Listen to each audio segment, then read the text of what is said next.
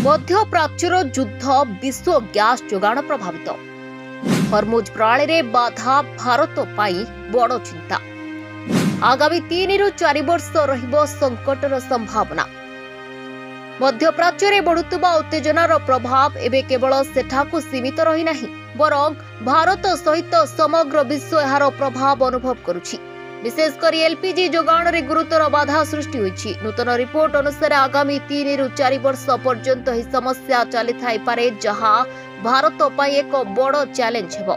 गणमाध्यम तथ्य अनुसार जड़े वरिष्ठ सरकारी अधिकारी कहते जे विश्व जोगाण श्रृंखल को साधारण अवस्था को फेराइबा पाई समय लागिबो, कारण उत्पादन क्षति अस्थायी कि स्थायी ताहा एपर्यंत स्पष्ट नुहे।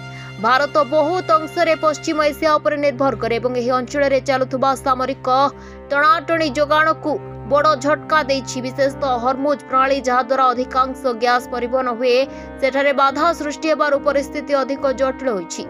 रिपोर्ट यह कहुଯାଇଛି जोगाण पुनः स्थिर करने 3 वर्ष समय लगिपारे और यह आहुरी बढ़ी पारे। यह सहित आमदानी खर्च बढ़िबारु देश में गैस मूल्य उपर चाप बढ़िबो।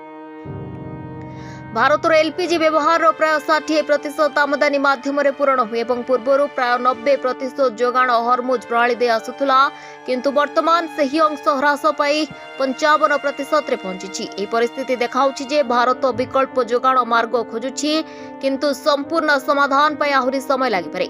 समस्त दृष्टि यह स्पष्ट जे आगामी किछि वर्ष भितर गैस जोगाण मूल्य नहीं चाप जारी रही पारे और यह पाई सरकार और लोक माने दुहे सचेतन रहबा आवश्यक।